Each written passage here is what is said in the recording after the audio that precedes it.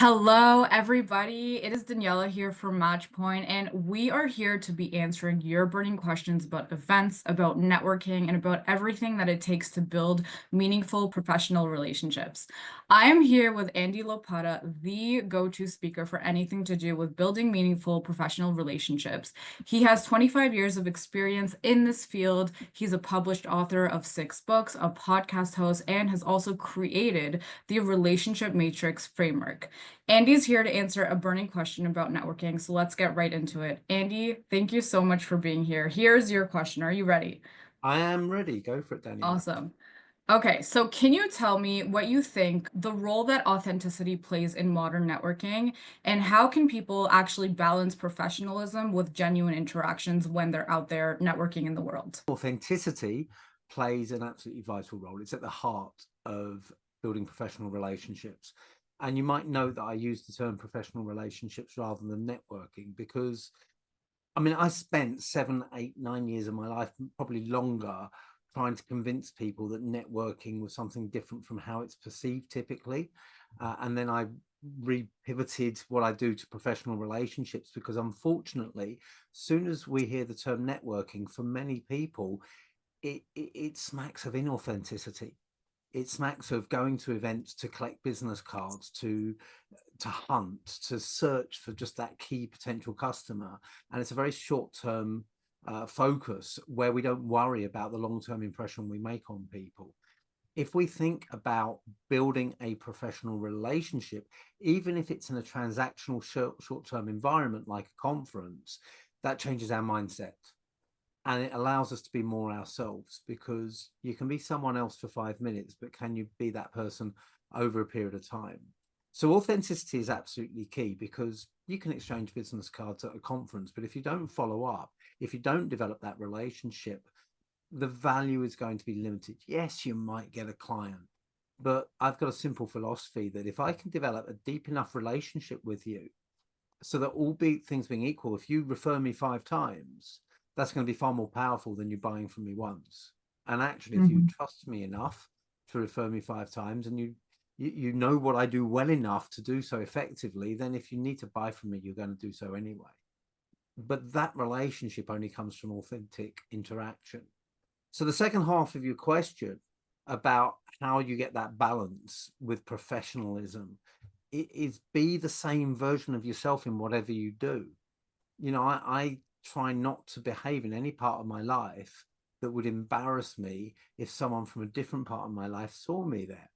I go to a lot of concerts. I socialize a lot. I go to football, or you might call it soccer. You'd be wrong, but I go regularly and I have fun. And I'm myself. I'm my authentic self. It doesn't mean I'm a boring person. I hope people don't think so. But it means that I'm very conscious that if I bumped into a client there, I'm not going to be embarrassed. If you can be your authentic self in every scenario, then you've got the ability to engage with people and genuinely connect. So I think you can marry professionalism and authenticity as long as you understand that the authentic you is a professional person. And that's the key thing. And maybe it's easier for me as I've got older. In your 20s, maybe you want to be unprofessional at certain times, but we all do at certain times. It's just the level to which you do. The last thought I'll leave you with is, I talk a lot about vulnerability, and obviously authenticity feeds a lot into vulnerability. And one of the phrases I use a lot when I talk about vulnerability is that there are times when we have to wear a mask, and professionally we all try to wear a mask, some more than others, but you've got to know when to take that mask off, because that's what allows you to connect. Try and form a human connection between two people who are both wearing masks. You're going to struggle. So you need that mask to come away and that authenticity to be in play, so you can make a real connection with people. I love that. I have a follow-up question. If Yeah, you sure. are at an event, because I've been in this position, if you're at an event and you don't know anybody and you really want to make genuine connections, but it's hard because everyone kind of has that mask in the beginning. How do you how do you get through that? Really, really simple tip. The the one question that everyone asks at an event, particularly a professional event, when they open up a conversation with another individual is the worst question to ask at an event. And it's the one that leads you down that road of wearing the mask and being inauthentic. And the question is, what do you do? I call it Mm, the networking equivalent of, do you come here often? yeah. People don't care, they're not interested, it's an icebreaker. And you get into an exchange of elevator pitches and an exchange of business cards and a handshake that takes the relationship no further. To get to an authentic connection, you need to find out what you've got in common. We Brits are Hmm. famous about for talking about the weather and how we got there. You know, I went to an event the other day, and every conversation was about the journey, and that's a very it is a British thing. It's actually quite a global thing in my Yeah. experience, but we've just got the reputation for it, maybe unfairly. But the reason we do that is because if I turn up at an event with a group of strangers, the only things I know we have in common are the weather or the traffic or the host or the speakers at the event. And so you're better off talking about that than you are about the Hmm. weather. But by Hmm. doing worrying about what someone's job title is, connect with the person, not the name badge. Yeah. You create more of a human conversation and you can find that rapport. And then when you found that rapport, you actually care when you ask someone what they do. So wait till that point. Yeah, I think that's such a fair point because at the end of the day, we just want genuine relationships, whether it's in business or in our personal lives. And like you can't build those relationships just on I call them cold facts that you can't really like relate to people. Like, you want to talk about your love for football or your love as a foodie or things like that. Like if I ask you what you do, it's just a dead end there. So I agree with you 100%. And also back on what you said about, running into somebody at a football or a soccer game, I would even argue that that interaction could be more memorable than you actually meeting them at an event. They'll Definitely. remember you based off that. So you should always be like your authentic, slightly professional self wherever you are.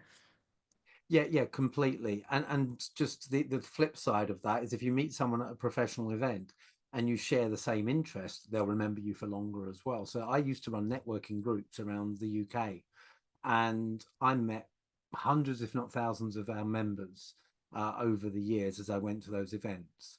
But there were a couple of people that I remember that I only met once or twice, but our conversation was about football. And when I Yeah. found out what team they supported, I remembered games I went to between our two teams and we talked about them. And that created a different level of connection. Now, an important point, one of my books, one of the subheadings in a chapter is it's okay to talk about football, but only if you both like football. Yeah. So I'm sharing this. Someone else might be watching this and thinking, but I don't like sports. I struggle with that. Don't pretend that's inauthentic. Don't try and talk about what other people are talking about when you don't have a genuine interest. If people are talking about reality TV shows, I'm not interested in that conversation. So I politely let them carry on. I'll come in at another time.